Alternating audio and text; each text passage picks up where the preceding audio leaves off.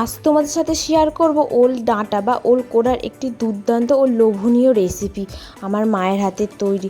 তো প্রথমেই মা ওল কোড়াগুলো কেটে নিচ্ছিল হাতে লবণ ও তেল দিয়ে।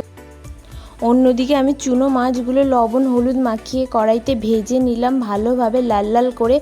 এরপর ওই কড়াইতে যে সবজিগুলো আমি ওল ডাঁটা চচ্চড়িতে দেবো সেইগুলো ভালোভাবে হেলুনি মেরে নিলাম। আলু, হোপা, বেগুন, কাঁকরেল ভালোভাবে হেলুনি মেরে নিলাম। এরপর দেখলাম ওল কড়াগুলো ওই ছোটো কড়াই ধরছে না, তারপর একটা বড় কড়াই বসিয়ে তাতে কালো জিরে ফোড়ন দিয়ে ওল কড়াগুলো ভালোভাবে হেলুনি মেরে নিলাম। এরপর আদা রসুনের বাটিতে লঙ্কা গুঁড়ো, হলুদ গুঁড়ো, লবণ দিয়ে ভালোভাবে মিশিয়ে রেখে দিলাম।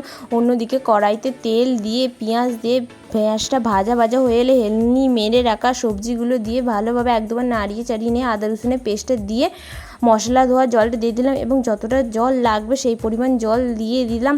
জলটা ফুটে এলে ওল কড়াগুলো দিয়ে দিলাম।